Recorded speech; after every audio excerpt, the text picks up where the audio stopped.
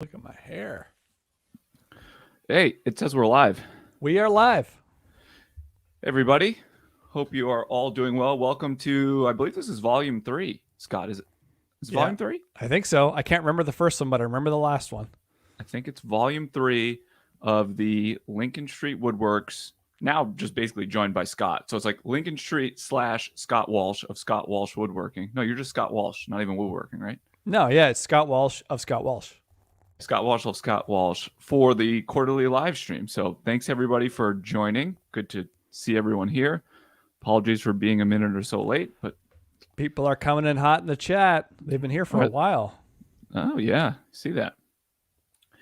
So if you are actually you won't be watching this on replay because I'm not even going to leave this up on the channel at all as a video.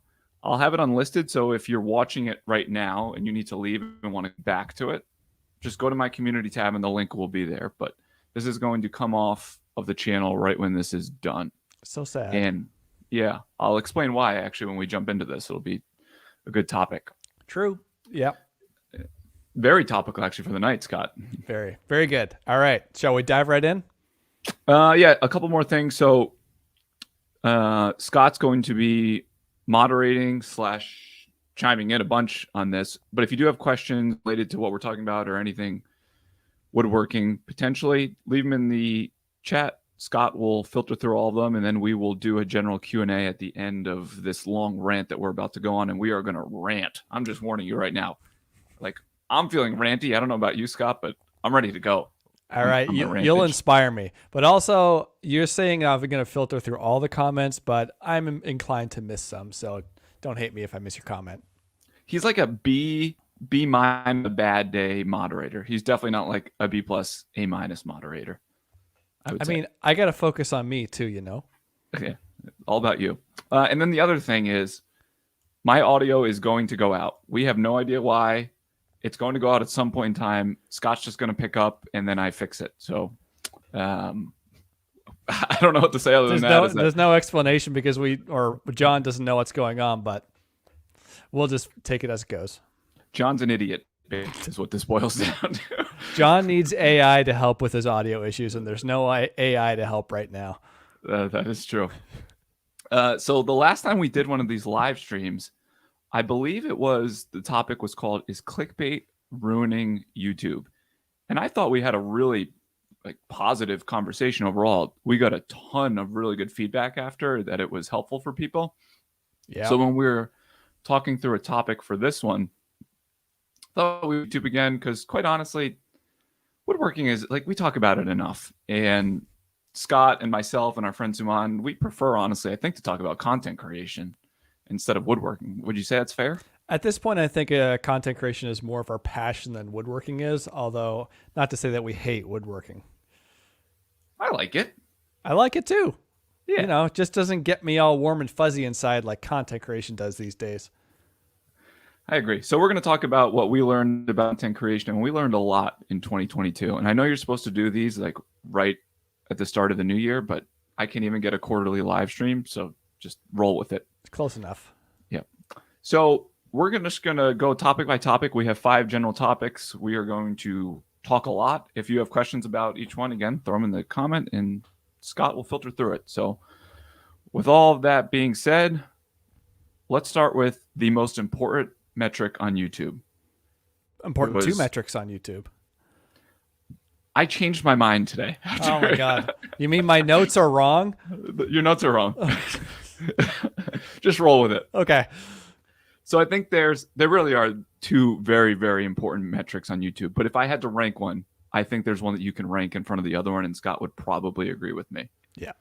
So if you're getting started with a channel or doing content creation, you worry about all these things. And ironically enough, the most important YouTube is the thing that people don't even think about. They'll just start recording videos and it's an afterthought. And that is that click-through rate is by far the most important metric on YouTube. And 1B would be average view duration. We'll talk about that in a second. But I know when I was first starting out, I spent next to no time thinking about titles, thinking about thumbnails and all of that. And the reality is that probably consumes over 50 to 60% of my thought process now. entire content creation process. Would you agree with that, Scott? True. And just for the audience sake, let's define what CTR, click-through rate, is.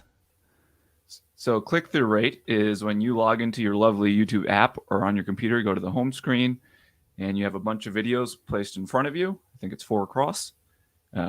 If that is shown to you and you decide to click on it, that impacts the click-through rate positively. If you do not, it impacts it negatively. So it's the percentage of time that your video is shown to a viewer and how all viewers are clicking on it. Yeah. And just so everybody knows, there's a very loosey-goosey broad spectrum, but on average, if you have a really good video that takes off, somewhere in the 3 to 5% click-through rate is a pretty damn good number. That's if your video has exploded. If your video hasn't exploded, those are very bad numbers. Yeah, click-through rate is a bit of a moving target, and I get asked this a little bit, and what a good click-through rate is, and it really depends on how wide your videos are reaching. So when I can only say what my click-through rate usually is on a good day, and if I post a video within the first few hours, if it's at 15%, it's a good video and it's going to keep on going. Now, a couple days later, if it hopefully reaches like 100,000 or 200,000 or more views, it's going to be low because it's been shown to a wider and wider audience. So like the more people it's going to be shown to, it's going to be shown to people who might not necessarily be interested in woodworking as much or whatever your content may be. So it's going to start decreasing quite rapidly. And by 24 hours, you could be at what, John, like 8%? And then, by the time it gets 100 to 200,000 views or whatever your bar is, it could drop to 5%, 4%, 3%. And it still could be doing quite well. But it really depends on how wide of an audience YouTube is pushing it to. Yeah, I have a really interesting story about it. If anyone saw a video that I posted, I think it's now 2 days ago. I can't even quite remember. Yeah, 2 days ago. Posted a video about table saw safety. And I'll be very honest, Scott knows this. I was not high on the video when I finished editing it, even during the filming process. I just had a hunch that it wasn't going to be a top performing video. But it ended up, the edit came together pretty, I think it fit my style and everything. But the thing that I was most confident about the video, ironically enough, was the title and the thumbnail. Like I felt really, really good. I was like, this is perfect. I think the original title was Just Buy a Saw Stop. And I was like, oh, that is dynamite. And we'll talk about clickbait stuff in a little bit. Scott helped me out with the concept idea for the thumbnail. I thought it was a really good thumbnail in general. So the video launches, and right away I knew that this was very mediocre.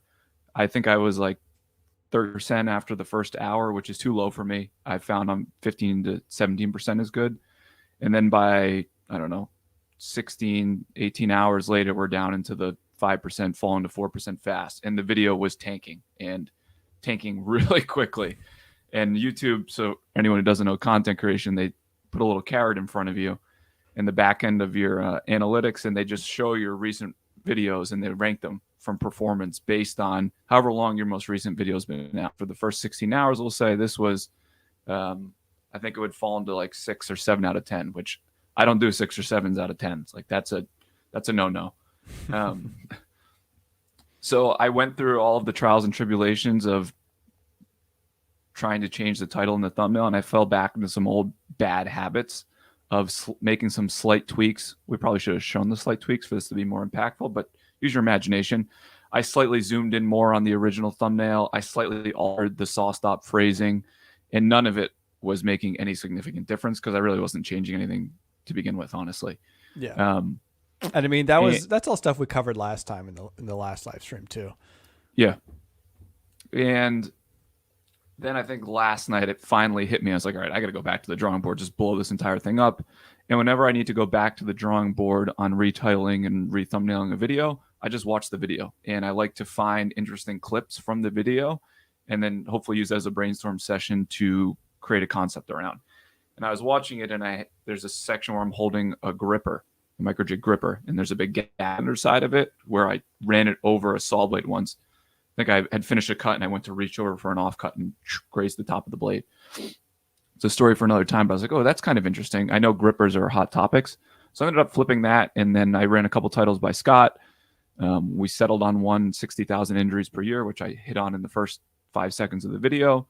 And I had a title and thumbnail that was, I think, at 4.3% right before I made the change, which is like an absolute death sentence for a video at that time.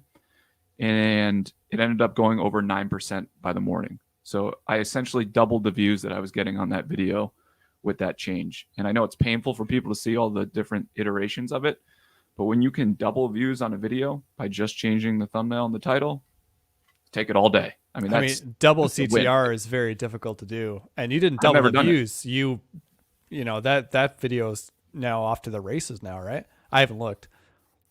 Yeah, it's not like exploding. YouTube doesn't like totally love the video, but it's tolerating it just because the click-through rate is so good. Is the only thing I can think of. It'll probably reach like 300,000 views pretty quick, though, right? The average view duration, which we'll talk about in a second. That's true. That's the thing that yeah. So we should talk about that now. We will. I want to hit on one other thing about click-through rate.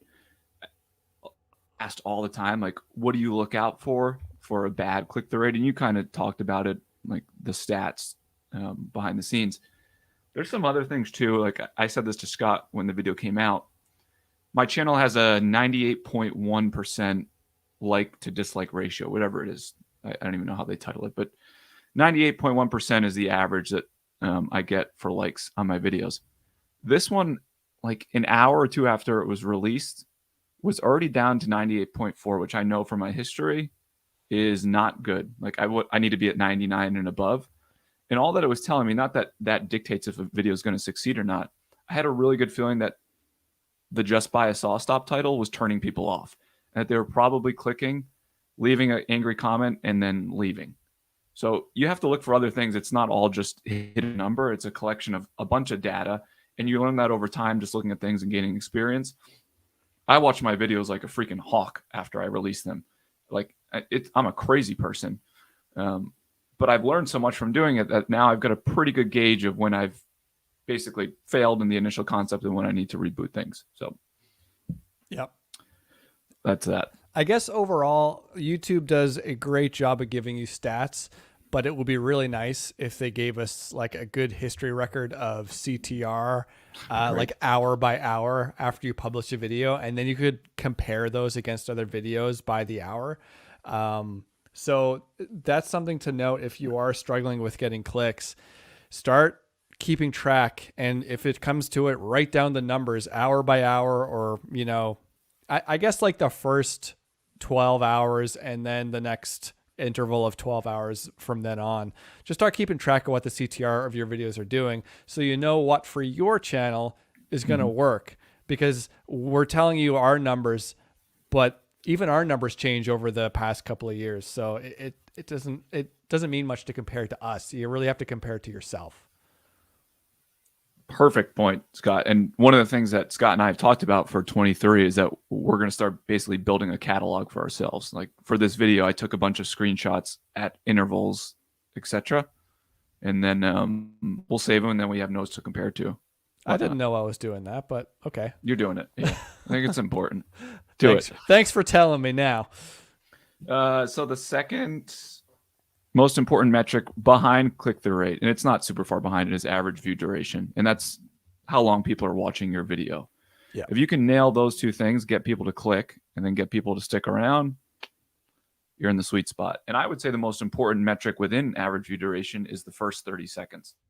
And YouTube even highlights that in their analytics in the back end. Like it makes a point to call out, this is how many people were watching after the first 30 seconds. And for my channel, I average, when I first get a retention graph, it's right around 80 to 77% of the people are still watching after 30 seconds.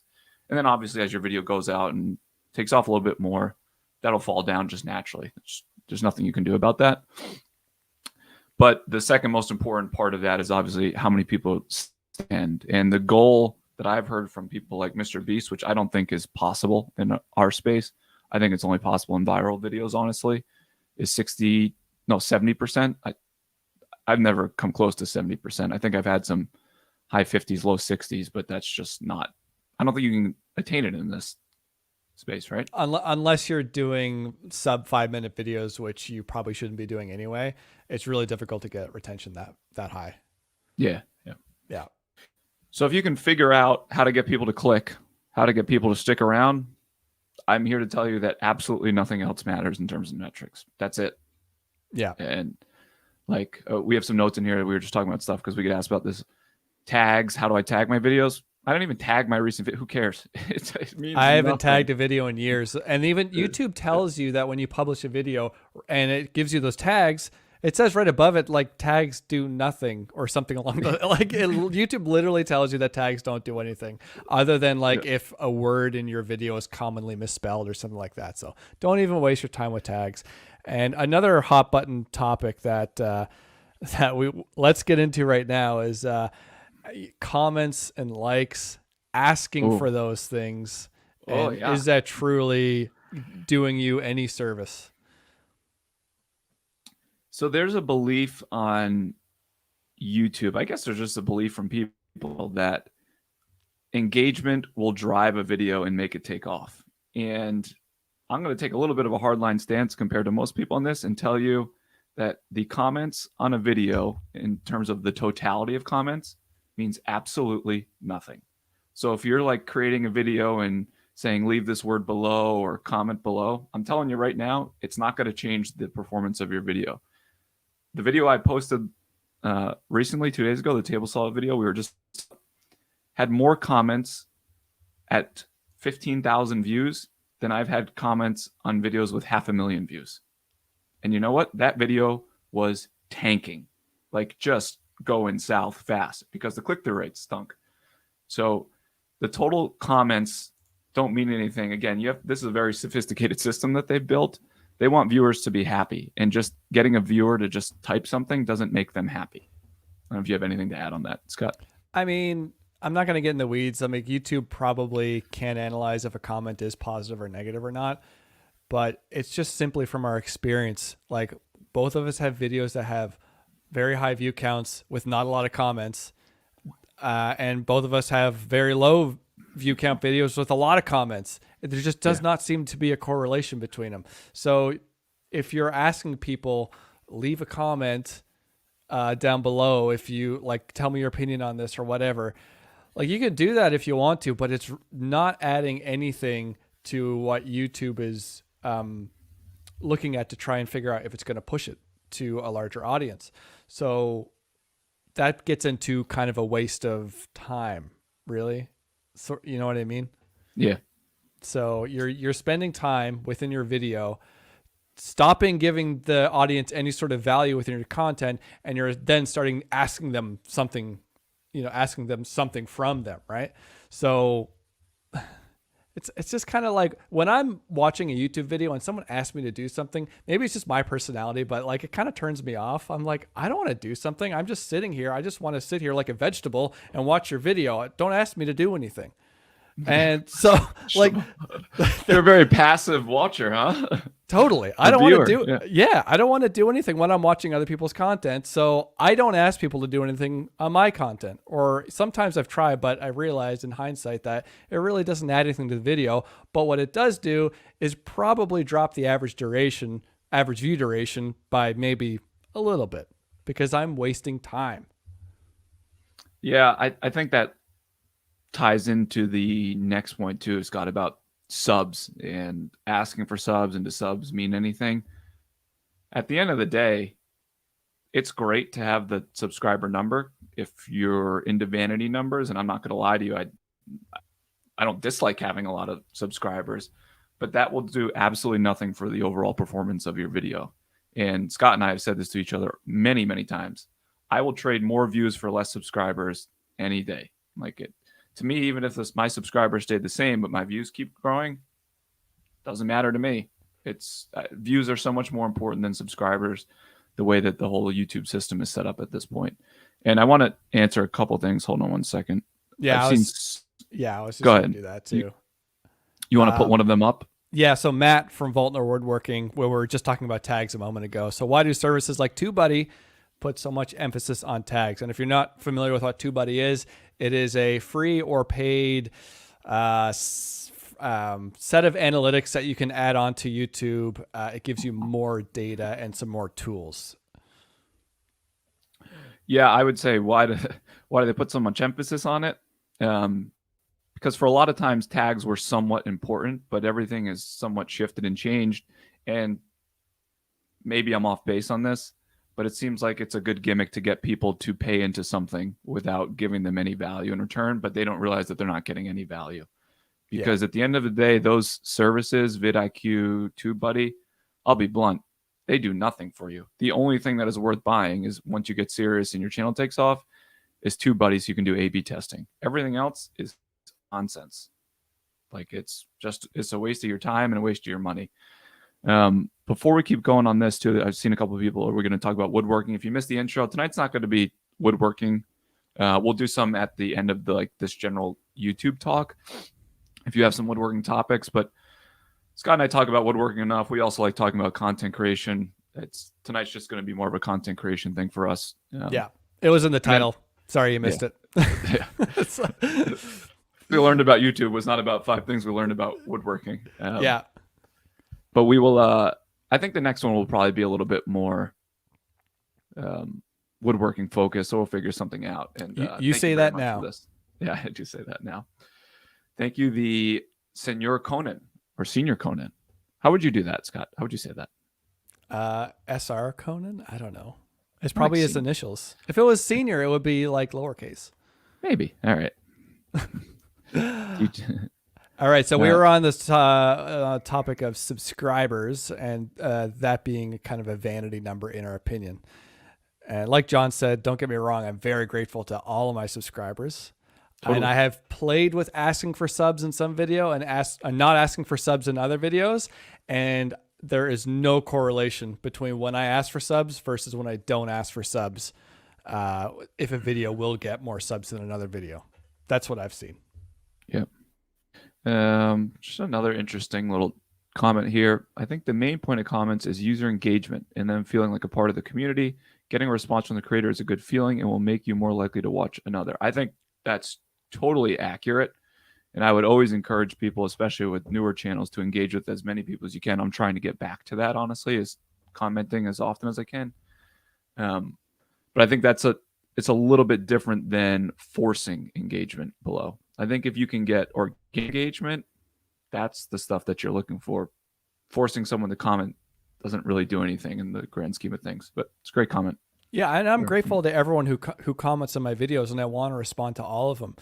But I don't ask people to do that. If they comment, I am happy. I'm stoked that they did that, and I want to respond.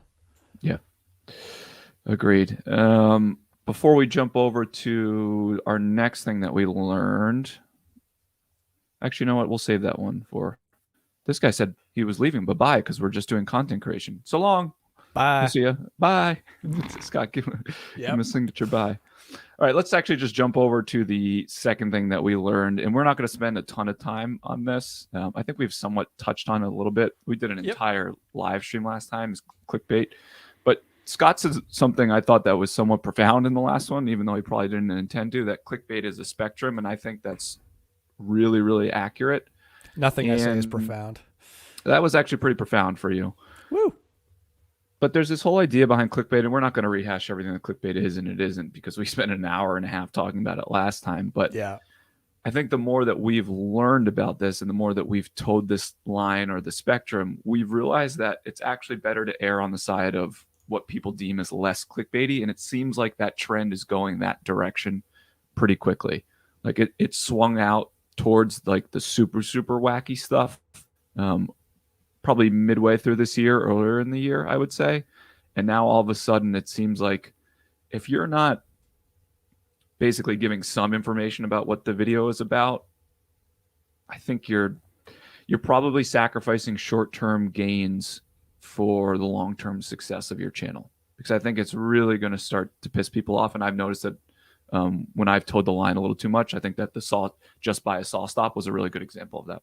Yeah. Yeah. I don't have anything else to add to that, really. We covered it last time, but it's not something that can be learned. I think it can only be something that can be experienced. And think about it as a viewer too. Like, you see it all the time as a viewer. And in the early days of clickbait, like years ago, it used to piss everyone off. It pissed me off. I hated it. But now it's becoming a little bit more expected. And the true art of a good title is towing the line of what is exaggerated versus what you can deliver on.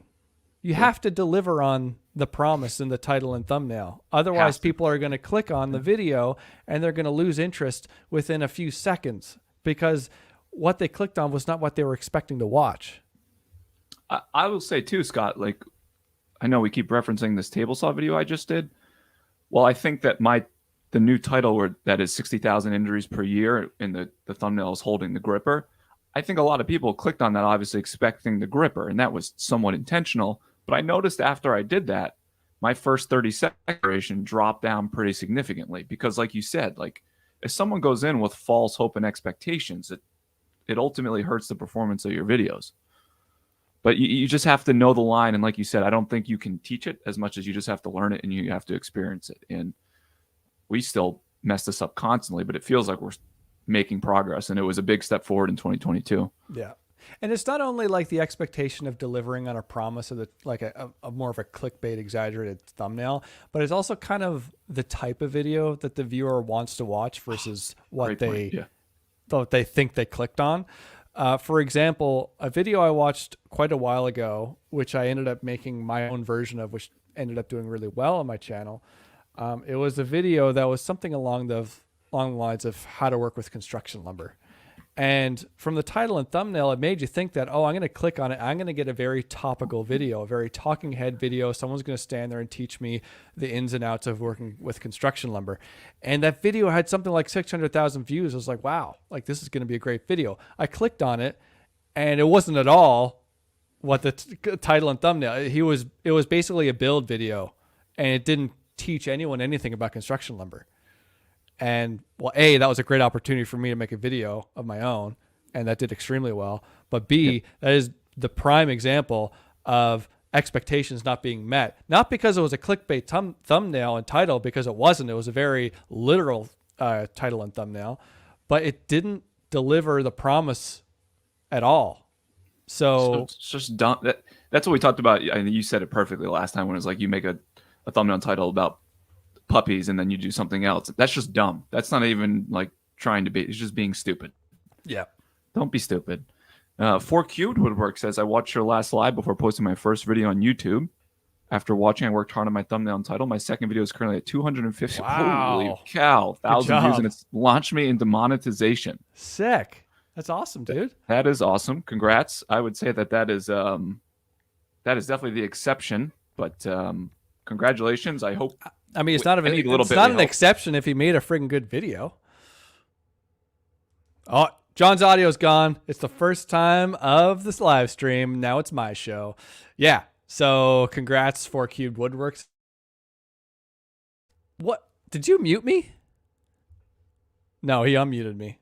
Oh my God, John, this is falling apart, falling off the rails. All right. So manage expectations. I'm just going to keep talking until John comes back.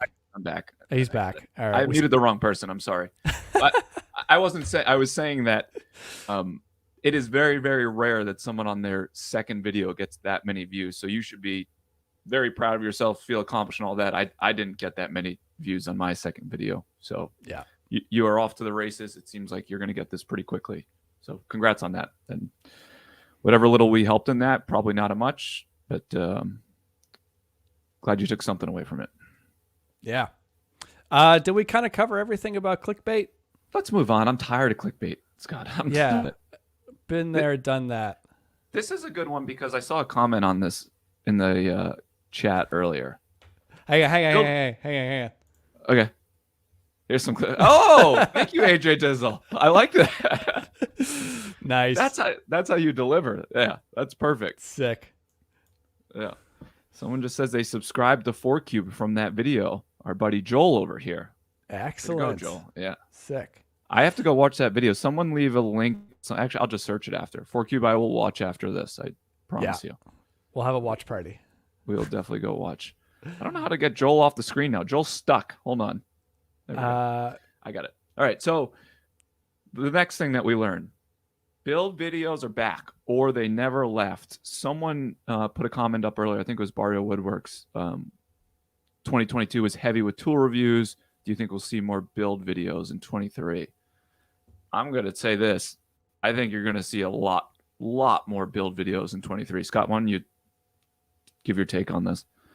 Well, I mean, speaking for my own channel, I have a lot of projects that I just need to do. So you might see more build videos from me because I've been ignoring building things for the better part of a year now, and the list has grown long. So Yep. no, to be honest, it's I don't know how to explain it, but I feel like YouTube woodworking has taken a bit of a left turn over the past year and a half, where a lot of people and a lot of young creators have seen other creators be quite successful with just talking head format videos like you have, and are doing that now. And that's great because it was working, but it's always changing. YouTube landscape is always changing. So when there's kind of a void, we need to kind of fill that void, right? And there's not a lot of build videos going on right now. There's not a lot, but the best channels are doing them, and the people who are getting the most views, which, like, we've beat this drum that we would always say build videos aren't dead, just basic build videos are dead. And I think that somewhat gets turned into build videos are dead, which has never been the case. But you look at Cam, you look at Salamoni, I don't know who else is Jason. Yeah, like, it's only build videos. That's all these people are doing, and that's going to tie into something we're going to talk about a little bit later, that longer video back in vogue. Like, the longer the video, the better right now. It used to be you want to be 6 to 10 minutes and then be done. Totally. There's nothing wrong with a 30-minute video at this point. I know most of us here can't dedicate the time to watch a 30-minute video. I only watch YouTube on 2x speed, though, so it's like a 15-minute video. I know I'm a crazy person. I didn't know that about you. My opinion of you dropped very slightly now. It's so great. You can get so much more done. Do you watch my videos on 2x? I watch everything on 2x. Oh, my God. You've been lied to this whole time. Yeah, it's great. But longer videos definitely seem like they're getting more attention from YouTube because it's all about average view duration. So I think you're going to see a significant shift going forward. I know I'm going to shift pretty hard on my channel. I have an outdoor chair video that's going to be next. Then someone's going to force me to build an epoxy river table after that. I have a bunch of cabinets to build.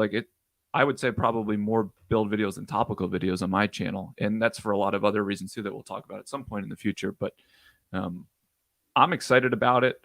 I think that Scott brought up a really good point that it was really hard for people to break into woodworking if you were doing build videos to start. So people like myself launched in with talking heads because it's an easy way to differentiate yourself, especially if you don't have the skill or expertise to differentiate yourself through builds, which I do not have. I'll be the first to admit it. And then a lot of people start doing that, seeing the success. So build videos are going to come fast. And yes, I think 2023, you're going to see more and more of that. And if you look at the comment sections on people that are exclusively doing more like tool type stuff or just topical, I think you're starting to see it reflected in the comment section too. That people are tired of it. It's really funny how a year and a half ago, I think you and I had the same opinion about, our videos need to be like 12 minutes and under. Yeah. And we weren't like holding that to like as a rule, but we kept things really concise and really short.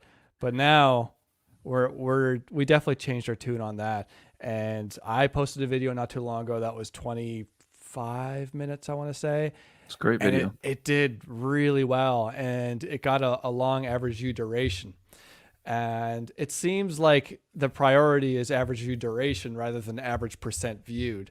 So even if you have like an 8-minute video that is 75% viewed, that would be a 6-minute AVD. Whereas if you had like a 30-minute video with 33% AVD, and that's 10 minutes of AVD, like that would perform better. So yeah, long videos are what's important to YouTube right now, and build videos make it easy to make a long video, essentially what it is. But it can't be boring. It still has to be completely value packed with it, tons of information, tons of learning opportunities, or something has to be super unique about that build, which is pretty hard to do at this point. I mean, you don't see a whole lot of unique build videos. It just has to be presented in a really fun, educational sort of way. What do they call it? Is it infotainment? Yeah, Yeah, infotainment. There you go. infotainment. Yeah. All right. I think we covered that one. So far, we've decided that the most important metric on YouTube's are click-through rate, average view duration, clickbait is a spectrum, build back, or they never left. So what is next for Hang us? on. We got another super chat. Oh, Malcolm. thank you, Malcolm. I watch on my TV, McCutcheon. usually while multitasking, and you're both great. John's last video made me pause and rewatch while making dinner so much I finally sat down and watched the whole thing. You beat my ADHD. Thank you for that. I appreciate that. That was, yeah, I hated the video at first, but I liked it towards the end of the edit. You even sent me the script when it was half done and you were thinking about not continuing it. It's true. I was probably 75-25 not continuing the video. And I was like, I just am not feeling this. But I think the more that I got into it, the more I realized there was a lot that I could add to the conversation. I think it's an important conversation. My audience tends to be beginner to intermediate, and a lot of them are using a table saw for the first time. And when it comes to talking head videos, topical videos like that video, or build videos, like you have to have your own, I don't want to say unique perspective on things, but you have to speak authentically as yourself and not just regurgitate the information that everyone else regurgitates all the time. So when it comes to something like table saw safety, John made a video of what table saw safety means to John, not anyone else. He didn't go fishing for information that everyone else was throwing up on YouTube. He talked about table saw safety from his perspective. And that's the same thing he does for all of his videos, which is why John is perceived as one of the most authentic characters in our YouTube space. And authenticity is extremely important. We're not going to talk about that, but as a side note. Yeah, I think it's all fair points. And Malcolm, again, thank you for the kind words. But yeah, I've talked about before too on other podcasts I've been on and live streams, the importance of research. I'm going to be very, very clear on research here, and I hope this doesn't come off as me being a curmudgeon because it's not intended to be. I know where this is going. I get it. I get it. Research does not mean just taking someone else's video and replicating it. Okay, I'm not naming anybody's names here. I can't tell you how often I see my videos basically duplicated, and it's not word for word, but it's pretty close. The flow, the topic, and the idea. And I'm not going to say that I don't get inspired in people's videos too, because that would be lying. But I don't actively watch a video and think, I'm going to take this and do my own thing. Like Scott said, I do my research. I see what other people have said. And then I just say, all right, what does this mean to me? Like Scott said, and you formulate all your ideas and then you write it down for yourself. You just write. I just start typing. I'm not going back and looking at other people's videos. I think you got to be really, really careful of that if you're one of the people who likes to go out and research, which I would advocate for. But again, do it in your own voice. Come up with your own stuff. It's really important. Remain authentic, like Scott said. Yeah, because I mean, the audience is going to realize when you're acting or posing as another content creator. I've seen it from other people too. People acting as other content creators, and it doesn't work because it just screams inauthentic. And that's probably the number one thing that's on people's mind, even if it's completely unconscious. But when they pick up on it, it's a hard no. Total hard, yeah. I've seen Jason's shtick ripped off more times than I can count on. I wasn't going to say that, but that's exactly what I was thinking of. And it's just like, I've seen his stumbly intro. I've seen like the quirkiness. And you know when it's not natural to someone. And if you're watching this and you want to make videos, I'm pleading with you, don't do it. The audience can see right through it. And it is so cringeworthy when it gets put out. It's one thing to try and be the best possible version of yourself. And if that means like kind of, I don't want to say faking, but just being a little bit more lively than you normally would at midnight trying to film a video, but it doesn't mean copy someone else's mannerisms. Yeah, exactly. Perfectly said. Oh, Joe, it's been a while. And thank you, Joe, for that. I appreciate that. Before we get to our next one, because I want to cover this, I see a lot of content creators overdoing scenes. Do you think it's gone a bit excessive? Company accepted, and then we'll continue to pick up our tech by the wayside. See. See. Scott, anything you want to say? See. Look, I've did it too, but it's been a while since I've done it because, like, I don't know. I want to say the last time I did it was probably 6 months ago or so.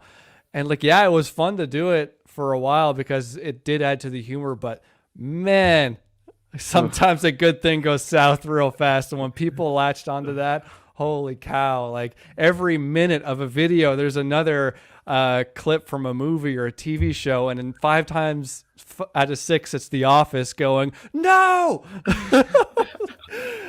Oh, stop look at it. Joel just said it. Michael Scott makes up 80% of the cutscenes. Exactly. It's so true. Oh, just stop, please. It's done. It's over. Move on to something else. Yeah, I don't know what else to say, and I'm not going to take being the one who introduced cutscenes because I did not. But like, you might have been one of the first in the woodworking community, but it was going on outside the woodworking community. It was going on, but people basically just started using them like just to use a cutscene every minute, like Scott said, because I think people thought that was the secret to success on videos, and it is not. like you have to be deliberate with them and actually have a reason, whether it's to like hit a joke if you're doing a bit, if you need a break, like to speed things up, or but it has like, if you seriously want to do it, you have to write it into the script and you have to set it up really well. You can't just say like, oh, I said something sexually, some sort of sexual innuendo, so therefore I need to put the Michael Scott that's what she said there after the fact. Like, no, like you have to, but we're done that now. Don't do it. Don't do it. Let's just move on. Like, hold on, like Malcolm said, you can use it, but you have to do it correctly. Like Scott said, like, this is a terrible example, but I'll just say, like, if I was saying that thing is blue, and then you find a cutscene of someone be like, it's blue, that's not a good cutscene. Like, no. That's adding no value to it. Like, one of the ones that I'm most proud of in my videos that I still get comments on is in my table building video. You know, the one where I was like, you can buy wood from Home Depot, but your table might be sometimes and it cuts to the soccer coach. Sometimes it's good, sometimes it's shit. Like that's a good cutscene. That was a good one. Yeah, like it flows in, it makes you laugh, it breaks it up a little bit. Yeah. So, all right, anyway. Joe, thank you for that. Much appreciated, buddy. Thanks, I hope Joe. you're doing well. Yep. All right, let's go to the fourth thing we learned. Don't be afraid to unlist underperforming videos. Someone asked this earlier in the chat. Did you see that? I saw that and I started it, but it's, oh man, I'm a terrible moderator. Yeah. That's why I gave you a B practice minus. Notebook. That's fine. That's still a passing grade. No, demoting you to a C minus after this performance. Still a passing grade in my school. So do you ever delete videos, and why? We don't delete them, but we unlist them, and that happens not frequently, but it is definitely practice that we get into, and there's a couple different reasons. Let's start with the first reason, and I'll talk about a video on my channel. I posted a video last, I want to say it was April. I don't know. The time doesn't matter, but it was how I grew my channel from 0 to 100,000 subscribers. And it talked about the strategy, and it also talked about how much I made. And that was inspired, obviously, by Travis's video, his yearly recap. And if you followed me at all, you've heard me say this many times. The only reason my channel existed is because of Travis's video. If Travis doesn't post that video, I am not sitting here in front of you today. I'm telling you right now. And Scott might be even the same way. No, I don't. I mean, I probably wouldn't, because I'd be making worse videos. But yeah. So I felt like, I was like, all right, Travis inspired me with that, and I know he inspired a lot of other people. This is my way to give back. I'm going to tell my story. You guys can hear how much the channel can make growing, all of that. That video did exceptionally well. So well that I first unlisted it from the channel in July, because I had a hunch that it was messing with my channel, because it was drawing in a whole new range of viewers that have no interest in woodworking. And to test that theory again, I relisted the video in August. It sat dormant for 2 months, 3 months. And then in November, it was like waking up a sleeping dragon. And by the time December rolled around, that video, I told Scott yesterday, that video was getting 50,000 to 60,000 views a day. Like, it was on fire. It was about to become my #1 video in a week or so. It was going to pass 2.5 million views. And I said, all right, it's time to plug on this thing. Because as the views went up on that video, I saw the views on everything else woodworking related going straight down because it was bringing in the entirely wrong audience to my channel. And it's unfortunate because that video did help a lot of people, and I get messages constantly from people about it, thanking me, and the comments on it were so positive. Like I'm proud of the video, but I had to unlist it just because it was hurting everything else on my channel.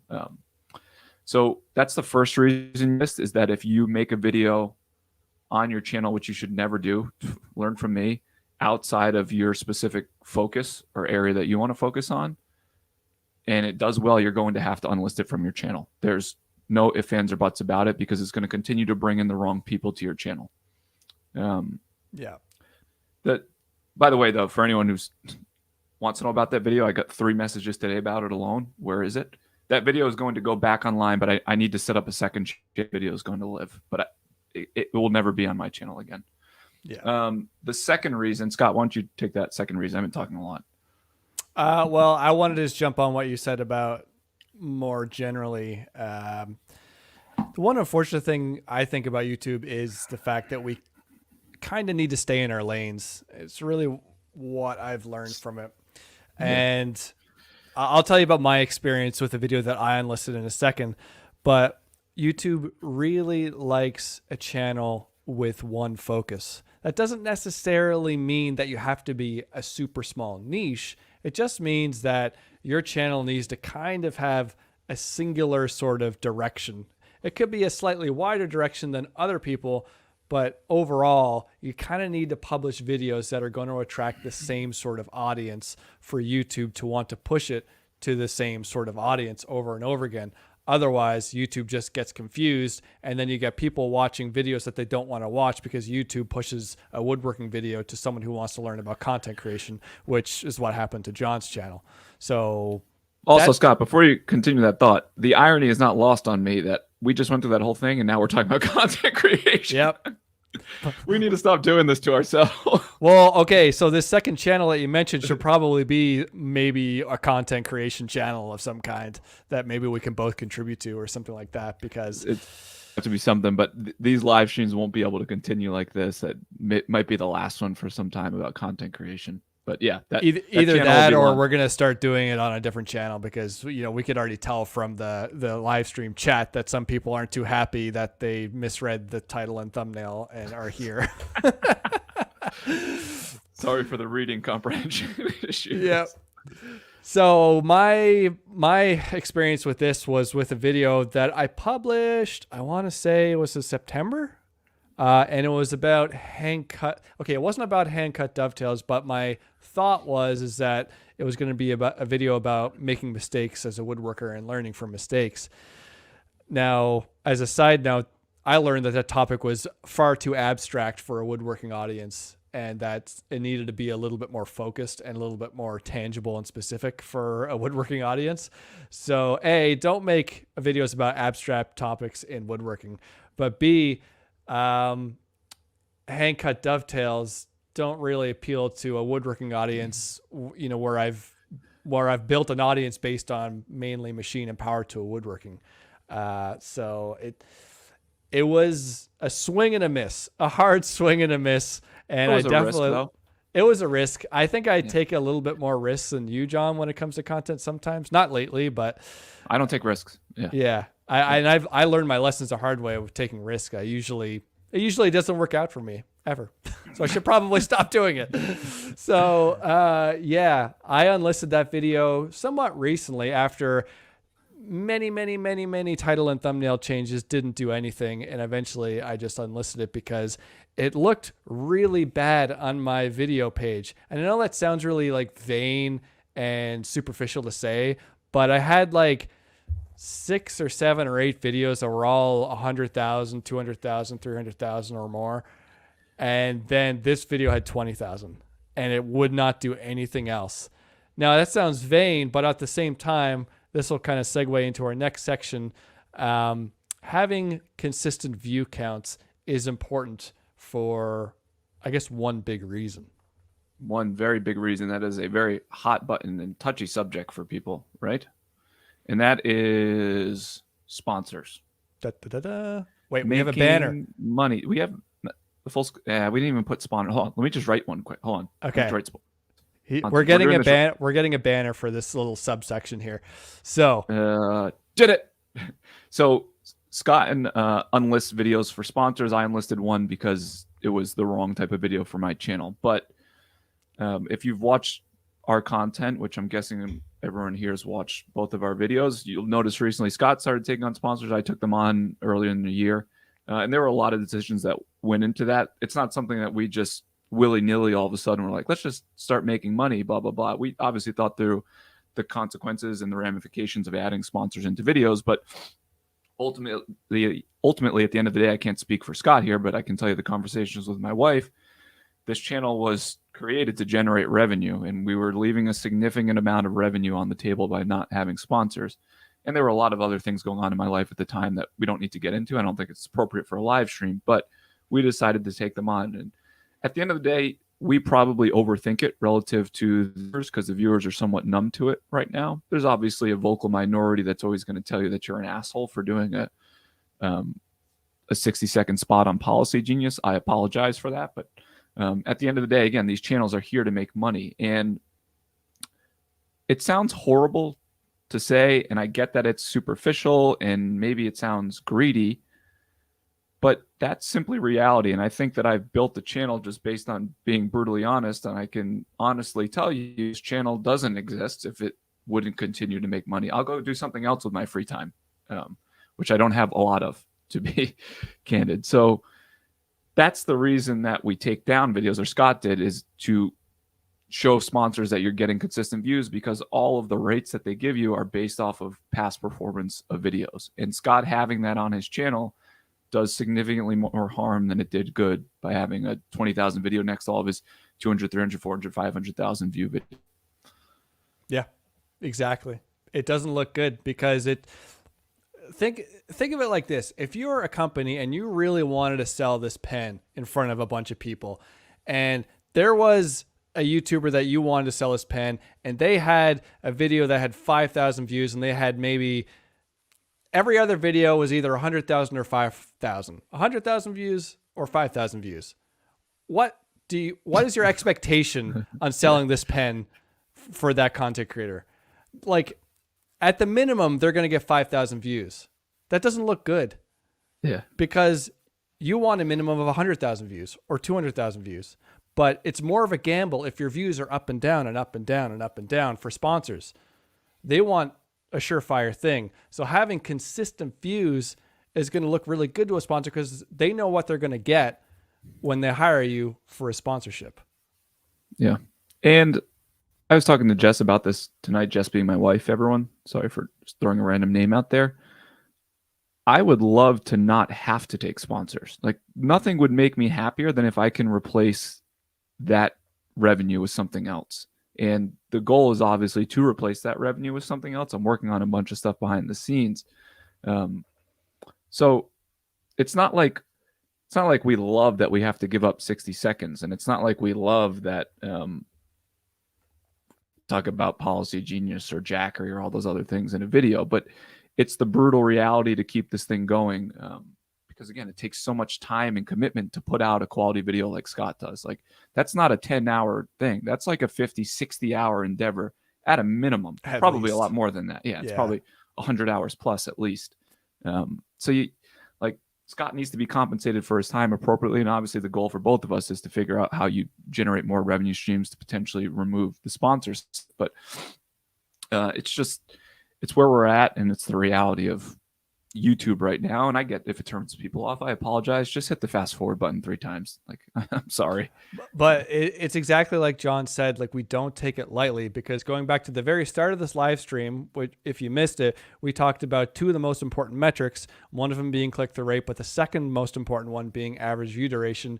Of course, taking on a sponsorship is going to negatively affect your average view duration, because we don't have any screenshots to share. We probably should have been more prepared this, but your average view duration will come down like a hockey stick after the first 30 seconds, level out if you're doing well. But then when the sponsor hits, boom, it's down at least 20% for the people that skip. And then hopefully you gain that 20% back after the ad stops. But usually you lose a few percent when the regular content resumes, right? So of course, sponsorships are negatively affecting the video, but it's a give and take. And It's a give and take. Yeah. we realize that it is possible to still produce high performing videos, good performing videos with 60-second ad integrations. Does it hurt? Yeah, it probably would do better if maybe there wasn't one. It's hard to know. We won't ever know. But for sure, without the ad, the average view duration would be higher than it would if the ad wasn't there. So, yeah.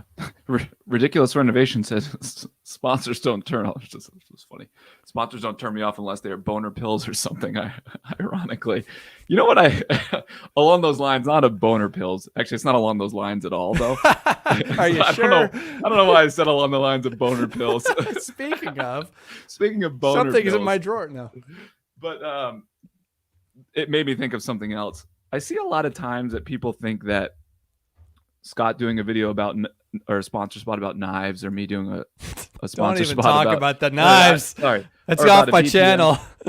that it hurts the credibility of everything else. And this is where I get really disheartened as someone who puts a lot of time and energy into this. Apologize how this is going to come off, but I think you guys know I'm very honest. If you are that incapable of separating a very clear non-woodworking related sponsor spot from everything else that I'm talking about in a video, I almost don't know what to say to you, because it is very clear that if I'm doing an entire video about woodworking, my thoughts and opinions have not been influenced because of a VPN. Okay.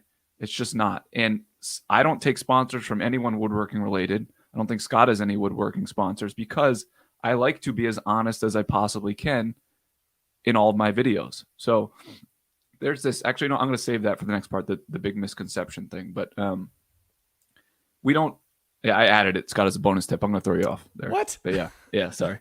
Well, what if I want to talk about it now and I don't know what your bonus thing is? No, you'll get it when we get there. But that's what really frustrates me, and I try not to get frustrated by things that I see in the comment section. But that one like really puts me in a shitty mood when I see something like that, because I go out of my way to be as honest and forthright as I possibly can in a video about a topic that most people are interested in, and the inability to separate those two things it makes me sad.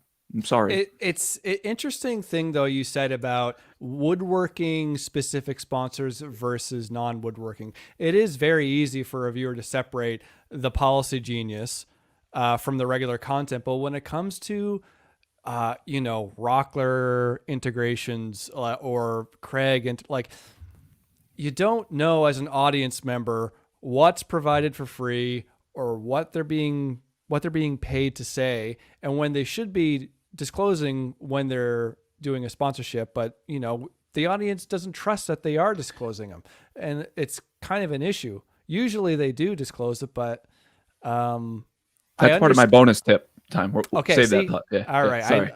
Okay, I'll stop talking now. And stop talking. Yeah, it's a good one. And thank you for that. I appreciate it. Do sponsors very much appreciate it. Do sponsors have restrictions or some picture-in-picture with continued content? Does watching it 2x reduce average view duration? That does not reduce average view duration. Oh yeah, it does. As fast as you can. What's that? It does. No, no. They just want you to watch the totality of the video. It doesn't reduce it. I looked into it too. If you watch a 10-minute video at 2 times speed, it's going to count as 5 minutes. So are you sure? All they care, it's the average percentage viewed is all they cared about. Yeah. Okay, I believe you. Maybe. Some sponsors do have restrictions. Some are really easy to work with. Some are utterly painful. Like, what was this? The VPN, Surfshark VPN. I had that entire thing as a picture-in-picture originally. Actually, I didn't even have them at all. And they were like, you have to change it to just that. We don't want anything going on. And of course, the graph, when you look at the retention graph, everybody skips straight through it. But Jackery, who I did recently, was really great to work with. Like, I'm really happy that I partner with them. I definitely will in the future, especially because I like the product and I use it constantly. It's the best sponsor I've taken on. They're lenient, and I was able to integrate it into videos easily, and there is no dip in retention because it's organic and natural, and they don't force you to do a lot of stuff that you don't want to do. So it is a very case-by-case basis. I wish that I had enough offers coming in that I could be selective, but the reality it is I do not have enough offers coming in. I think it's going to be harder and harder to get sponsors in the next 12 months with the way the economy's going and marketing budgets tightening up. So Here's another one that's kind of related to that. Can you do the sponsorships at the end or do they require it in the middle? That's usually in the contract. And some contracts say before the 50% mark, and some say nothing at all. So you can put it wherever you want. I don't think I would recommend putting it at the very end, though, because I think most people would just completely drop off then. I have never received a contract that has been anything but within the first 50% of the video. The majority try and do the first 30% of the video. And Really? I will. Yeah, I have an agent who handles all my stuff for anyone who doesn't know that. And I always tell them to push back that it needs to be the first 50%. First 30% is really, really challenging to mess with the flow of a video. But Stumpy Nubs does a lot of end of videos, but it's generally like a woodworking type of sponsor.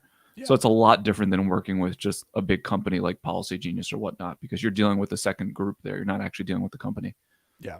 I've had a couple of contracts where they didn't have a restriction on when to put it. It's going to change for you, Scott. And I think we covered this one. What are your thoughts on putting the sponsor at the beginning? That's a shoot yourself in the foot situation right there. Yeah, I wouldn't take it. And here's something else related. Who pays better, YouTube or a sponsor? All right. We don't have to go into the numbers. No. We can talk about it. I thought about earlier, and I went back and forth on this a bunch when I was thinking about this live stream tonight. I'll throw it out there again because this is going to be an unlisted video. So if you're watching, you get some privy information anyways.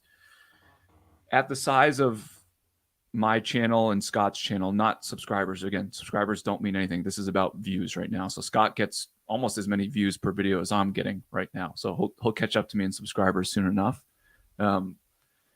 Sponsors pay significantly more than YouTube does. It's not even close. So I can tell you that for a video for me to put a sponsor segment in is over 5 figures to do a 60-second little read. I need a video to get a lot of views to compete with that, like million plus, right? For that type of money. Yeah. Like $1 million plus. I would say 2 million, because like if you get a video that's 500,000 views, you're probably getting 3,000 to 4,000 in AdSense. Would you say? Yeah. It depends on the CPM and all that. But if you're getting paid for a sponsorship based on an average view count of 500,000 views, it's going to be somewhere in the name of 12 to 15 to 17,000 ish, So you got a rough ballpark of what we're working in, so to speak. Yeah. And I will be, I suppose. Yeah, it can't give you obviously specifics, but use that range as a decent range for the non-endemic sponsors. Non-endemic obviously being the non-woodworking stuff. Yeah. Woodworking sponsors pay significantly less. Yeah. And I think that it hurts your credibility if it's something that you don't use all the time. And woodworking sponsors tend to dictate content direction, which is something that we're very precious about, John and I. So we don't want woodworking sponsors to dictate what our videos should be. And correct me if I'm wrong, but I think a lot of those woodworking, like either brands or like distribution companies, they work on annual contracts a lot of the time. So it's like, here's an annual contract. You're required to do 4 or 5 videos with us and a bunch of Instagram stuff that no one cares about. Yeah.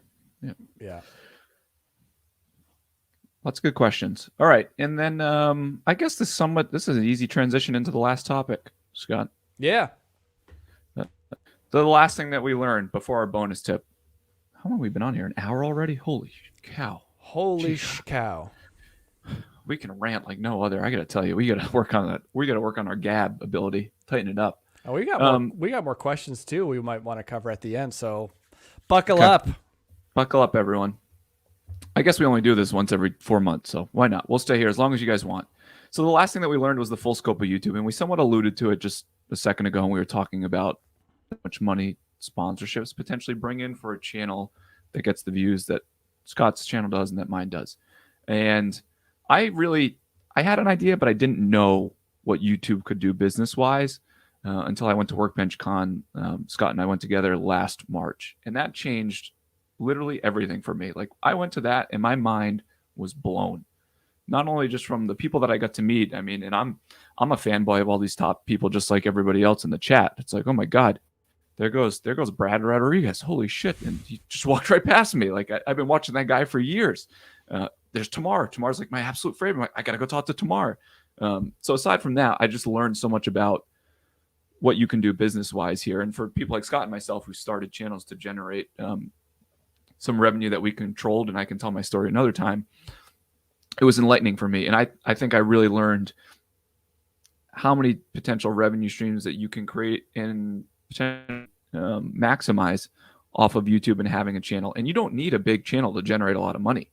I won't say the person's name, but I know of a smaller channel who I think he's got like 15 to 20,000 subscribers, made more than I did in December, by like $35,000 in December. So you don't have to have a lot. You just have to have the reach, and then you have to have a bunch of different revenue streams to bring all the things in. So it's a really wacky, crazy business. And I think there's tons of potential, and people always ask, is it too saturated? Because can I make money? No, it's not too saturated. The internet is a crazy, wild place. There's enough room for anybody to potentially generate some revenue. Totally. There's so many ways we can diversify our income streams. Like the first one that's on everyone's radar and that most probably even viewers know about is Google AdSense, which are those little tiny 15-second ads that play before a video, in the middle of a video, or after a video. And that's nice, but it's a small piece of the pie after a while. Yep. I mean, Scott and I both have plans for this. There's courses, which you will see from both of us later this year. I hope. We hope. You'll definitely see some from me. I think Scott's going to work on it, but there's courses that live behind paywalls, because there's a lot of stuff in YouTube videos I'd love to be able to go into more detail on, but we're so cognizant of keeping the pace really, really quick and not losing interest. Can't.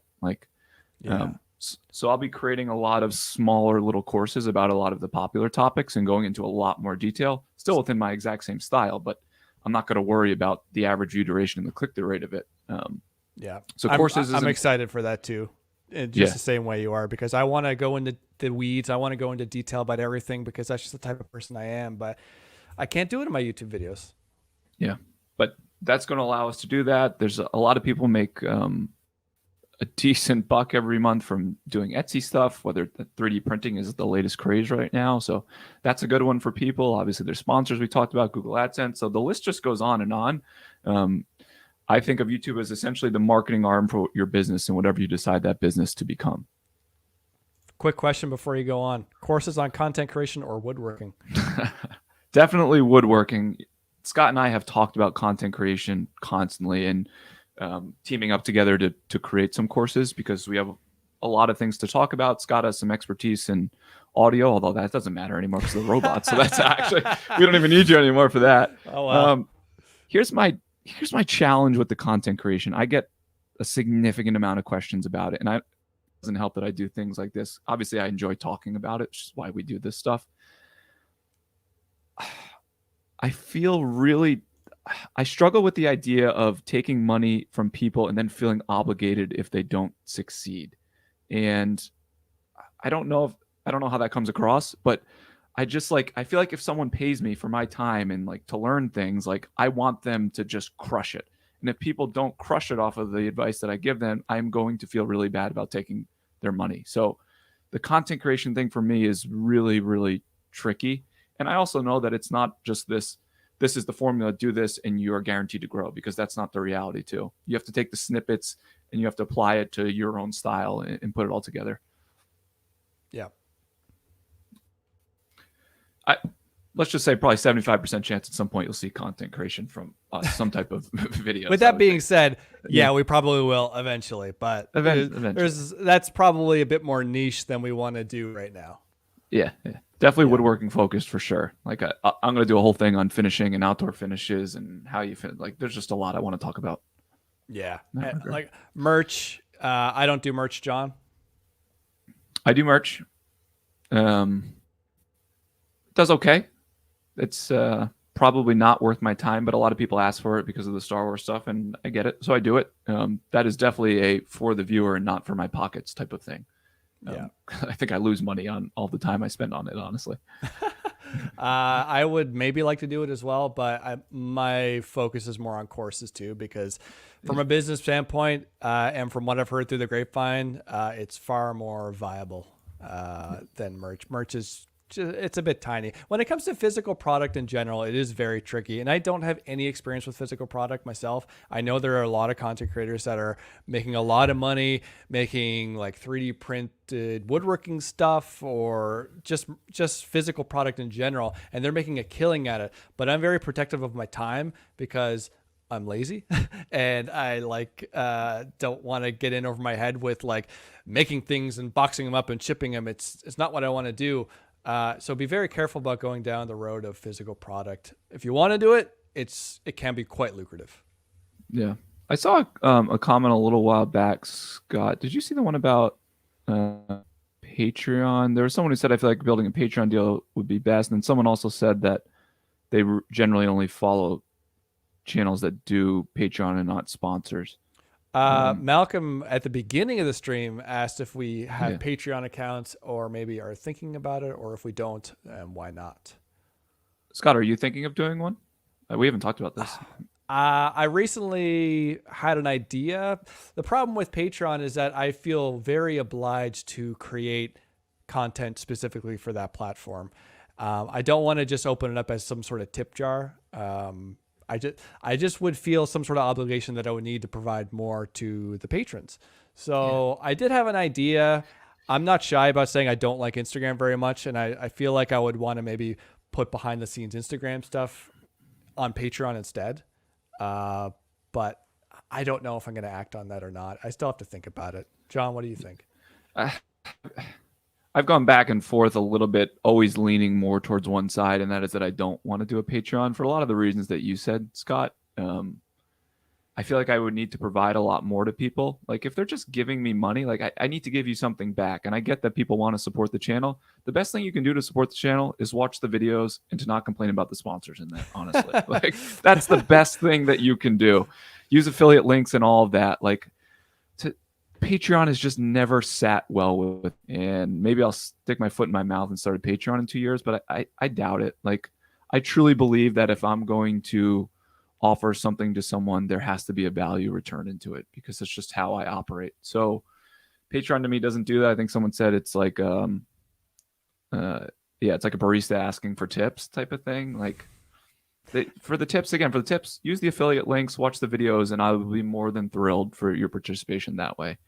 And go ahead. At the same time, if your channel is specifically, here's an example. Leo from Samson Boat Co. He's the Englishman who's rebuilding that 120-year-old boat. His patron is bonkers. He gets thousands of dollars a month because it's basically the platform that he uses for people to donate money to his project. And it works really well for him and his channel because I think that's largely where all of his funding for that enormous project is coming from. So it can be used in different ways. I don't think it works for the way that like we create content. If we can figure it out, you'll know because we'll start doing it. That's perfectly said. Yeah. I would rather you support again once we make courses by buying a course and watching a course because it's direct value. You purchase something, I give you something really, really good in return. Yeah. It's like a transaction. Like here, give me money. Here's what you get. Enjoy more content from us. You might not want to do what's in the courses, but it's a little bit more linear, a little bit more like binary transaction. Yeah. So whoever asked it, it's a good question. I know it came up a couple times, but and for I don't fault the people who do it just Patreon and not the other stuff. Again, everyone is totally different. It just for Scott and I, it doesn't make sense. All right, the last one, bonus tip time. Scott didn't know this was coming. What's coming? I don't know. I'm going to struggle to not come across like an asshole in this, and I apologize in advance if I offend anyone. I'm really going to do my best here on this. Just because you said that, we know you're not an asshole, John. I'd like to give a disclaimer before I go off on a ranty type of thing like this. I really do, because I don't want to be known as someone who is bitter or angry. But I think the thing that I learned, maybe even more than anything other than click-through rate, which was the number one thing I learned, is that a lot of people just, the general public has very little idea in terms of how this entire thing works. And they shouldn't have to know anything about how this entire thing works, because they don't devote the time and the energy into it that you and I do, because it's essentially a job for us. But with that comes a lot of misconceptions, and a lot of stone thrown unfairly in your direction if you're going to make content. And I get it. Look, I'm not here whining about it. We knew what we were getting into and we signed up for it. But it's become more and more evident to me the more that I've grown that people truly have no idea how this whole thing works. And I think the perfect example of that is what you and I were talking about earlier, when it was people generally assume that if like they see a tool in my video, and I have to go out of my way to say it all the time, like if I show a gripper, this is sponsored by Microjig. People just think that if you're on YouTube, you just get shit nonstop sent to you, or if you do any type of content creation, tools, wood, whatever you want. I am telling you, that is not how this whole thing works. That is just not reality. And I had an interesting conversation with a fellow back when Jonathan Katz-Moses' router plane came out, and I ordered it right away when it came out because I want to support someone that I'm friendly with and has given back to me. Bought it, posted a story. I'm so happy to get this, Jonathan. This is great, type of thing. And the person was like, it's really disheartening to see you promoting something that you got for free when a lot of us like can't struggle to afford it, that type of thing. Or we see tools being pimped by content creators constantly. And I was very nice with the person, but the whole gist of the conversation was, I bought that with my own money. And every other person that you saw online, person being all the other creators, we all bought that with our own money. Jonathan didn't give that out to us.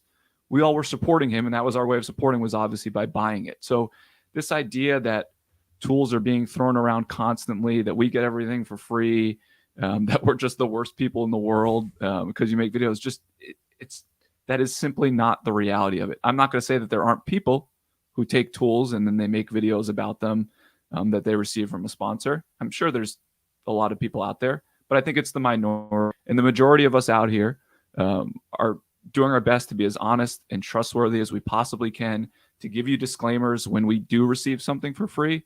And then we mention it and we move on. But the reality is that we want to be as authentic as we possibly can, because we know that's what's important on the channel.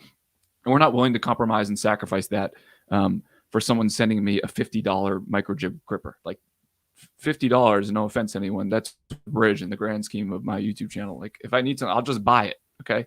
And more times than not, like when a company will reach out and like, do you want to do this and include a video? No, because I'm not interested in the product. Or if I did, I'll just buy the product because I don't want to have any ties to you whatsoever. Yeah. Yeah. More often than not, it's easier for us to buy the product than to send 30 emails back and forth to the company. Like that's what Amazon has done to us. Like we just want to buy it and use it. And when we have to deal with a company, they want something in return. Like whenever someone gets a free tool, it's never free.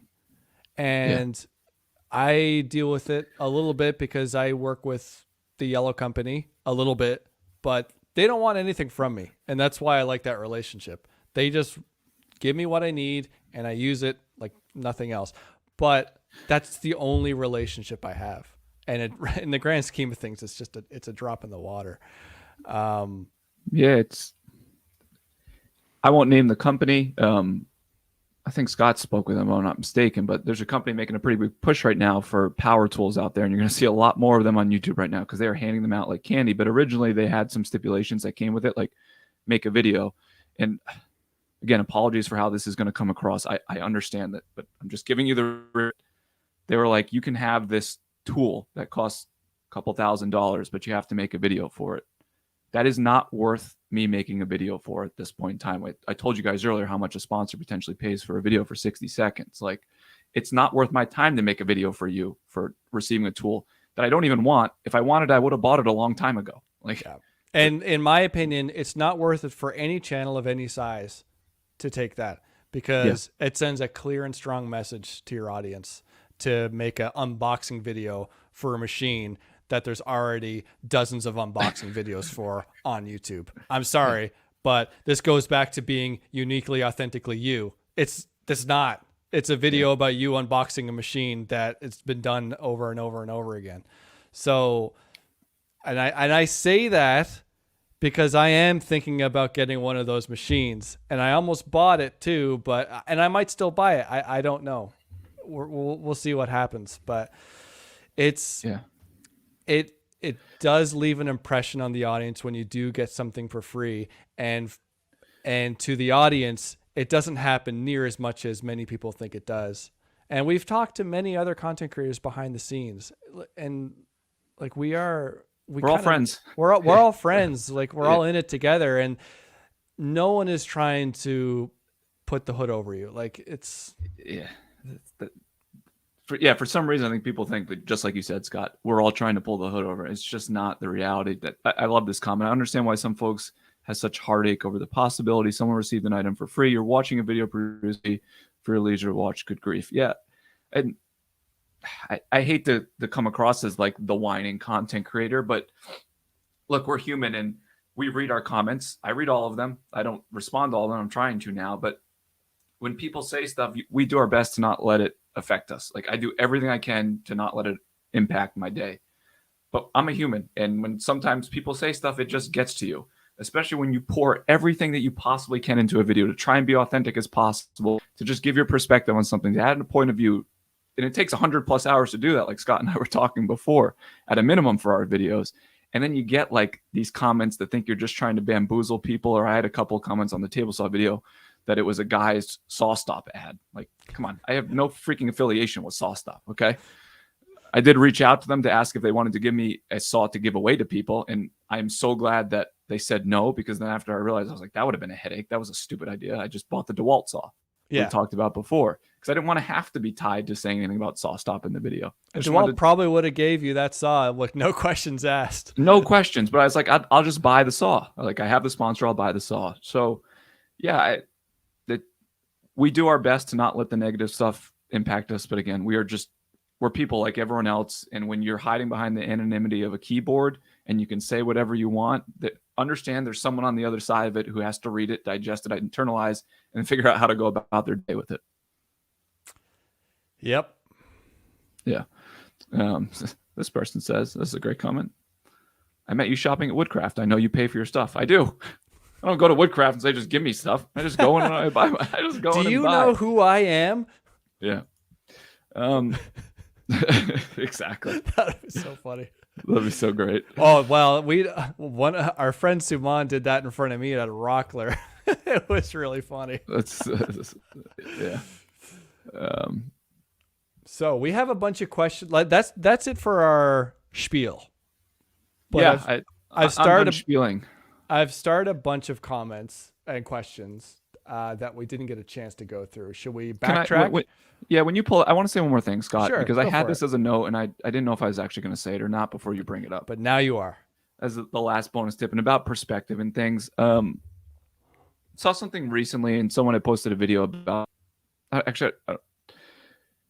that basically our niche is going downhill and sponsors and all that. Everyone's recreating the same type of content. I thought there were a lot of really good points brought up in the video, but what I thought about the video is that the video lacked a lot of perspective. And what I've learned in 2022 is that it is all about perspective, and your perspective is going to change as you grow on this platform and as you learn more and more and more. So I can tell you, I thought I had it all figured out when I gained 1,000 subscribers in like 2 weeks. I'm the king of the world. Like, YouTube's the easiest thing. I knew nothing back then. I still know very, very little about the platform and how the entire thing works. But I think if you're just getting into this, not that anyone who's been at it longer than you definitely knows everything, because they don't, but understand that they have a different perspective than you, and that they can probably offer insights into some of the things that you don't fully grasp at the moment. So that's where I'm just going to leave it at that. Yep. I don't have anything else to add to that. So let's hit some questions. Yeah, and yes, Jason. Yes. Yeah. Yeah. This is a while back. Wolf Woodworking Creations asks, it seems like there are more and more best 5, 10, 20 tool videos. Do you see the same? Yeah, they're everywhere. Scott and I talked about it a little bit. It's just, it seemed like it's an easy way to potentially have a video be picked up. It's a lot easier to have that get picked up than it is coffee table. So I think it's a low barrier to entry to people. I don't think there's anything wrong with it. Just have a different perspective. Yeah. And especially because we just passed the holidays, and that the holidays is prime affiliate season. And I said prime, not thinking about what I was saying, but you know what I mean? Yeah. The commissions go up. Everything goes up. The profits are higher before Christmas. And so you see a lot of those top 5, top 10, top 20 tool videos around that time. And we're just trying to shake that off this time of year. But I don't know if I'm ever going to make one of those videos. John, you just made one, though, and it did half decent, I think. Yeah, I mean, it didn't do great. I won't do one for a long time. I thought I could offer a cool, unique spin on it, which is what I tried to do, and have a theme, and it didn't hit. So yeah, I told I'm on to build videos for the next month and doing some really cool stuff. I'm going to work with Matt at M2 Lumber on some other videos. Like I'm really excited about the channel for the next 6 months. I can't wait to build something again. I don't have a shop right now. I mean, I do have a shop right now, but I live away from it. So I'm currently in the process of making a new shop. And this segues into this question. Wait, that's not the right question. Where'd it go? Oh, no. Oh, God. I lost the question. You had that teed up so well. I was so good. Someone asked if a shop renovation video would be a good idea. I forget who you are. I'm really sorry. But here's my perspective. As I am starting to renovate my single car garage right now, I have to insulate it, frame it, and do a whole bunch of things that all seem really boring. And boring to do, boring to film, and boring to watch if I was an audience member.